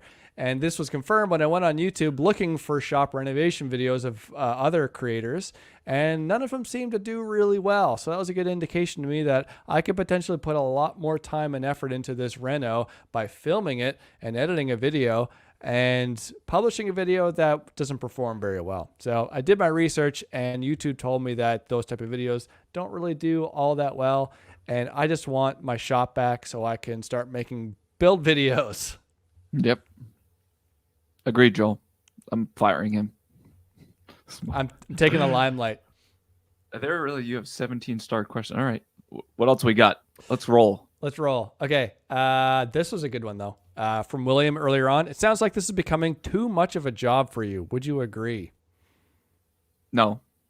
Definitely. So I'll leave it at that for Scott and I. We love this. Yeah. So there's that old thing. Are you a woodworker who does content creation, or are you a content creator who does woodworking? We are the latter for sure. And Scott and I eat, breathe, and sleep this stuff. Love it. Yeah. It's so fun. I mean, we're both like a low-key vain people who want fame, and we want people to watch us. That's just who we are. We want people. We like the limelight. And if you don't like the limelight, that this isn't for you. So This is a dream job for everyone, which is why that statistic about like every 8-year-old wants to be a YouTube creator, because it's true for some people. But also, aside from the vanity, which is definitely an element to it, I love the whole process. I love the research. I love the writing. I love the editing. Everyone hates editing. I love every part of the process. Yeah. The writing for me is I'm still trying to find my love for it, but I'm working on it. Yeah. We skipped this. Let's touch on it real quick. We were going to talk about it, but we talked about comments not really mattering. Do likes and dislikes have anything to do with anything? Not in our opinion. They don't have anything to do with the video taking off or not, but they can give you hints to other things that are wrong with your video, but they are not going to impact the video overall. Yeah. So like, for instance, John at the beginning of the live stream said that he saw his likes ratio too low on this recent table saw safety video. It's not that the likes were directly impacting the performance of it. It was the fact that people were people's expectations when clicking on the title and thumbnail weren't met when they watched the video, and they didn't like that. So we changed it. Yeah. See you, Dennis. So this kind of goes back to that real quick. Do you use any strategies to get more comments on your videos? No, Nope. Because we don't care. Having more comments on our videos hasn't proven to us to actually increase any view counts at all. Nope. It's all about organic stuff. here is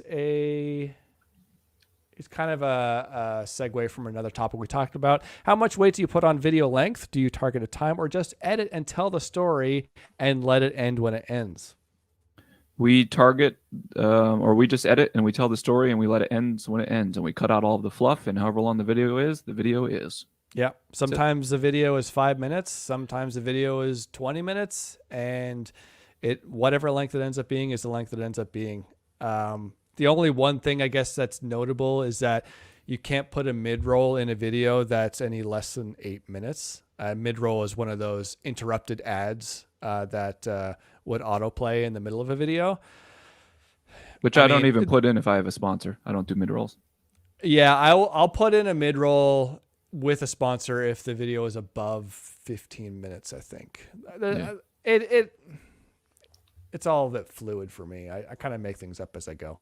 I try to be a man of the people. If you have to sit through the sponsor thing or skip through it, I'm not going to make you sit through an ad too. I want you to enjoy watching my videos. I agree, totally. But here's the thing. I usually watch YouTube on my desktop computer, which I have ad blocker on. I'm a terrible person, sorry. But I started watching on my TV recently, and now I realize that people are putting way more mid-rolls in videos than I thought. So many. It is too many, but it makes me feel like, I could probably do maybe one more every now and again. I don't know. Yeah. This is a great suggestion. Geometry build. Could you do channel bashing one day, maybe? I'd love to get feedback that doesn't start with, "You are doing great."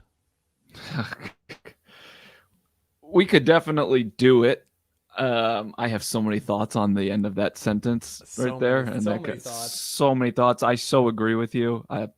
Scott and I have many, many conversations about this. Anyone who does Instagram big time, apologies in advance. I'm about to offend you. The worst thing about the Instagram community is how freaking supportive it is. You can do the dumbest thing on Instagram and everyone's going to be like, "You're a genius. I love everything you're doing. Oh, let's all go hug and smile and whatnot." But the reality is your stuff might suck. But it's such a freaking overly dumb, supportive community that it just creates this vortex of dumbness on there. And the platform is just a cesspool at this point. So, yeah, we could do it. Let me figure out what that looks like. I love how you preface something in the past about it. I'm not trying to be an asshole, but you just went full tilt into that that opinion there. I just wish that I think there's nothing like community being supportive of people. I am all for that. But I think you do a disservice to someone. And if you are truly that person's friend, you would not tell them something is awesome and it is not awesome. Like when Scott does something that is not awesome, I tell him, "That is not awesome, Scott. Like, stop it." And I go and cry in a corner, but then I come back realizing he has my best interests in mind. So it's a bit of a love-hate relationship.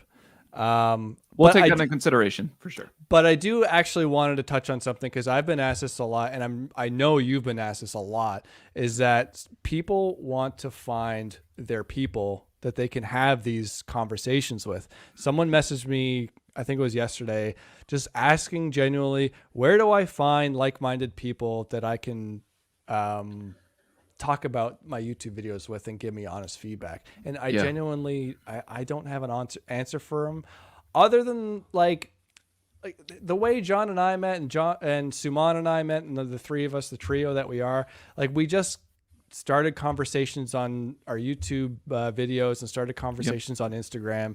And we just kept at it and tried to be our authentic selves until we started talking. We talk every day about YouTube basically. And so you need to find your people, and you got to actively find that. They're not going to come to you. It's just like any relationship. I commented on Suman's video because I watched it. Suman had like 12 subscribers and his video looked like it was done by like a professional. I was like, "How are you doing the lighting and all of this?" And we were chatting on that. Then I was like, "Just email me." We got to messaging and then we linked in Scott. So yeah, I think you're just going to reach out to people who you feel like you would jive with. I knew Suman and Scott were people that I could connect with. But I think it's extremely important too. And we were at the same stage of our growth. And I think that's really important because you tend to see these relationships throughout the woodworking community. Like for instance, like especially those podcasts, right? Like Shop Sounds. So you got, Keith and Jason and Nick on Shop Sounds. Like they all started together. And there's other, like John Malecki and Brad are great friends. And there's many, many instances of this where people stuck together and they're still at the same level today because I did that. So find your people, and it's truly awesome to be able to talk with like-minded people about this stuff. Mm-hmm. Oh, I found the shop remodeling comment.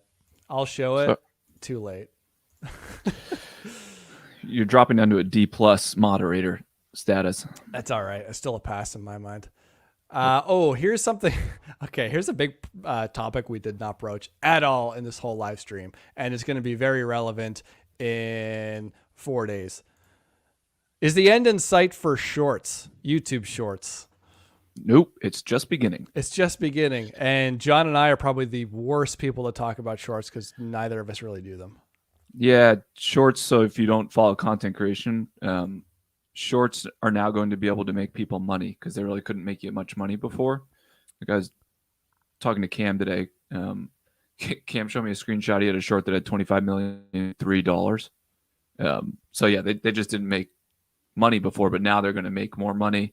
Plus the major change is that now if you view a short, let's say someone is in the short shelf and they watch one of my shorts, the next time they log into the home screen there, they'll probably be served one of my video. And that didn't happen before. The shorts videos didn't link up with full length videos in terms of what YouTube recommended. So shorts will be part of the strategy. They're going to have to be part of your strategy going forward. If you're going to take this seriously, I'm going to begrudgingly do it. I just did a strategy for it yet.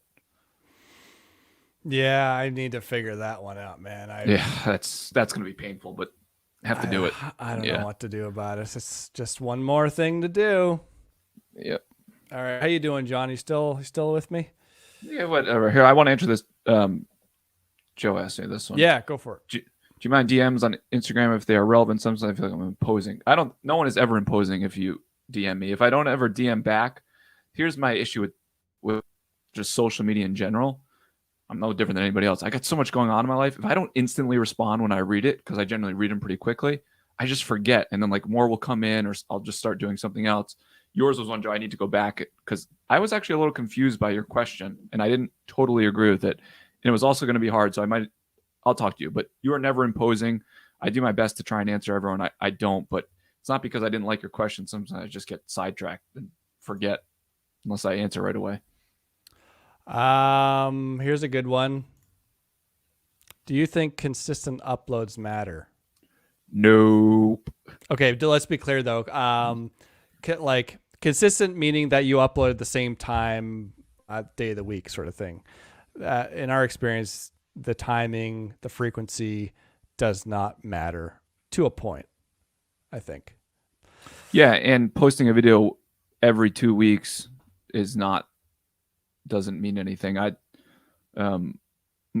class in a couple weeks at Workbench Con. For anyone who does woodworking and content creation, you would know what Workbench Con is, but it's a conference for content creators who do woodworking. And I'm teaching a class with a gentleman who has a lot of subscribers and views, and we were talking about what we're going to discuss, and that was one of the topics: is does consistency matter? Like a lot of people just tell you when you're first getting started, upload, and the two of us don't agree on a lot of stuff, but we are like in total lockstep that it's the biggest mistake people make.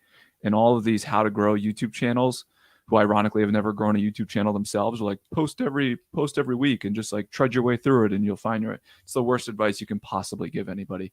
You need to post quality videos, the best video you possibly can whenever you can. If you need like a timeline to keep yourself on track, if you're one of those people, do it. But if your video is bad, don't post it. The worst thing you can do for the future of your channel is continue to post crappy videos, because you're going to get burnout when you don't see results. Scott and I were just talking about this today. I can't tell you how many channels I've seen come and go in the last 2 years since I've been at this, where they're like, I'm just going to post whatever I want. And they're like, I'm going to do it. Who cares about the views? And then they get burnt out and then they're done and they're gone. So it's the worst advice people give starting out, is to post consistently, post quality. It's like at a restaurant. Would you go to a restaurant that gives you a decent meal every other time? Or do you want a good meal every time? So you're just retraining the audience that you post decent stuff sometimes, not so decent stuff the rest of the time. That's why I go to Wendy's. That's right. Always good. Always good. JBC's, bro. There's a good one here. Here it is. Tyler a while back said, do you guys reach out to sponsors or do they find you? I have an agent who takes care of sponsors for me. It was a decision that I made after talking to some other friends who are content creators that it would be worthwhile, and it was the thing I ever did for my channel. Scott now also has an agent who's going to be helping him out, because before they would reach out and Scott was managing all of that. But if it's a non-endemic like Policy Genius or something like that, they will reach out to you once your channels start to take off. You won't be emailing them. The woodworking related, if you choose to go that route, neither one of us really do. You will be reaching out to them. They're generally not going to be asking you. Yeah. And John, I don't think you did anything without your agent, right? You started getting, okay. Yeah. So, when sponsors start to reach out to you, it's very exciting. But you really have to pull back the reins, and really ask yourself, is this going to help me or is this going to harm me? And when a channel is young, it's going to harm you. There's just no doubt about it. And I probably took on sponsors maybe a bit too early because I got excited by it. Yeah. But you really have to vet the sponsor. I learned that the hard way. I did not vet a sponsor, and people let me know in the comments, and it was too late. I already signed a contract. And when I received the product, I was like, oh no, what did I do? Yeah. But I had to go through with it because I committed to it. So you have to vet the company, and you have to make sure that you're in a position where this is not going to harm your channel, and you're getting paid enough to justify it. So yeah, I would say that you need to err on the side of waiting before starting to take them on. Like Scott just said, like, especially if you're doing this on your own, they are not going to pay you a lot, and you are not going to ROI your time for what it's going to take to do it. Just wait. The $300, $400 they're going to offer you is a horrible deal. Yeah. This has been asked a couple of times real quick. Where do you find an agent? Through the grapevine, but also you will know when you're ready, because man, emailing back and forth with marketing agencies that represent the brands is a nightmare. And I had to do it for, I don't know, 5 or so videos. And each email thread for each video was like 40 to 50 emails long, and it took forever. So you're going to get to a breaking point when you realize, I can't deal with this anymore. I don't have enough mental capacity to deal with all these emails. And so while an agent will maybe get you better deals, what it really did for me was free up a lot of my time. So it's not like, you have to be at the point where it's going to be worth it for the agent, or they're not going to be interested in you. So, I mean, realistically, you need to be in the hundreds of thousands of views per video, I think. Yeah. Yeah. Would agree with that. Did you see any questions on your end, John? Still got a few more. No, David Stewart asked, is your channel about starting a YouTube channel or woodworking? Well, a smart ass question is going to get a smart ass answer. Since every channel or video on my channel is about woodworking, I would say it's about woodworking. That's just my hunch. What do you think, Scott? Yeah, I mean, live streams are a bit of a wild card for John's channel, but perhaps in the future, we might have another alternative for this. Yeah, but for right now, Scott and I just get to talk about what we want to talk about and engage with people. So we're talking about content creation. Yeah. I can only talk about table saws for so long. Yeah. 15 minutes or less for that. But we it's can all talk good, about David. David, I was just messing with you. All good, buddy. I took it in jest. Yeah. I think that's a lot of the major questions. We got a few asking if this is our full-time job. I think we're both in kind of a transitionary period in both of our vocations and endeavors and careers. So I got a job, going to pay the bills, people. Yeah. Scott's in school.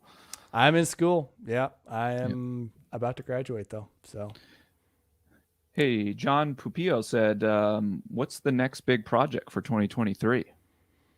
I have some outdoor chairs, which will probably be my next video. I have this cool design that the robots came up with that I'm going to make. Ooh. Then I have to build a big epoxy river table for my parents that I'm going to build with Matt from M2 Lumber, who is in the lumber buying video. That's going to be an awesome video. Then I need to redo my miter station. I need to redo the drill press. And then I also need to redo my outfeed table, plus make some additional furniture. So everyone who clamors for build videos, buckle up, because we're about to go build video crazy in 2023. Yeah. Yep. I didn't catch it before. I'm building a new shop, but that is not going to be a video. But I will cover it on my Instagram. So if you're interested in my single car garage build, I'm not even doing a lot of the work. I'm hiring a contractor to do a few things. So go, Scotty, go. Yeah, as I don't really want to do it, to be honest with you.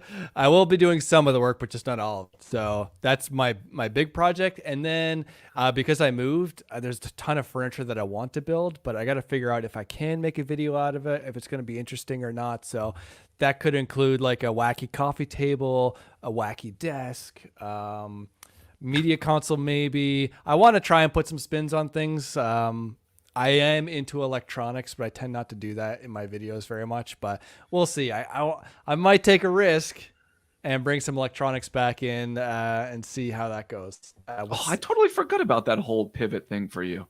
Yeah, I've had many pivots. I'm pivoting everywhere. I also had to build a new desk. Remember when I did that video that I unlisted from the channel about how I grew and everyone saw my monitors are on stacks of paper because I don't even have it. Jess is giving me a hard time. Are they still on stacks of paper? Hell yeah, I'm not building the thing for that right now. Well, don't print too much, otherwise your monitor is going to get lower and lower.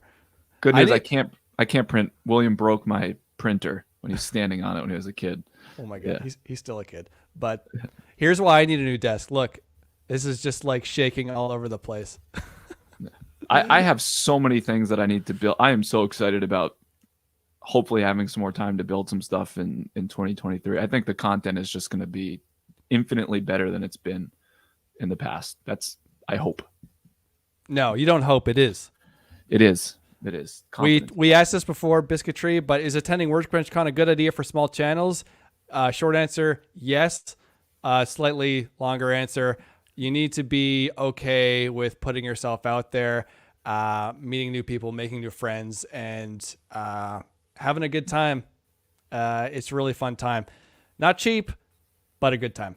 So if you can swing it, definitely go. Just go there knowing that you gotta network like crazy. And I think ask for help.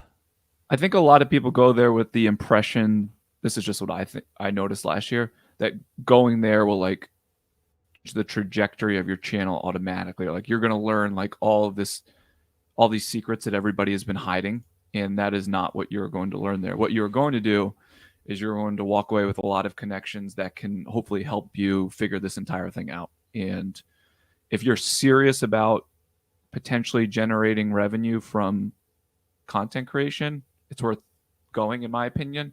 If you just want to grow a channel and the revenue and all that is somewhat secondary, I don't think it is worth. Yeah. Think about that. Anything else? I think we've covered it, John. We're an hour and 47 minutes into this. I think we've covered a lot of it. I see a couple questions, but if you go back and rewatch the whole stream, I think we've covered just about everything we wanted to cover. Yep. So for everyone who tuned in and watched, if you watched from the beginning, God bless you. Listening to the two of us talk for an hour and 50 minutes is painful. So we appreciate that. We appreciate all the interaction. This is actually fun for us. We like talking with people and hearing your feedback. We take it all in, we internalize it, and then we figure out the next steps forward. So thank you for participating. I hope that you guys got something out of this, because that's always the hope whenever we do something like this, is that it's not just us rambling about. Potentially, we'll be doing some more woodworking focused live streams in the next quarterly update. I think quarterly, but actually biannual. Quarterly, but actually biannual. And again, if you're watching it right now or you jumped in late, I'm not even going to leave this listed on the channel.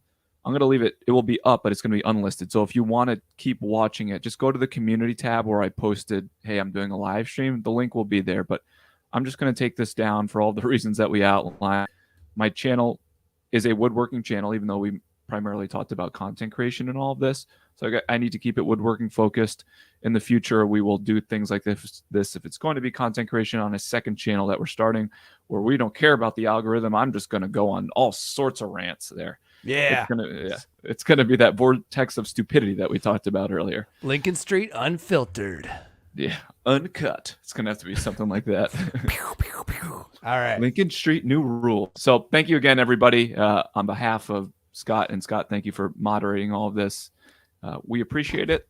D-. D- job, but we'll see you on the next one. And watch our videos all the way through when you watch them. That's it. Good night, everyone. Good night.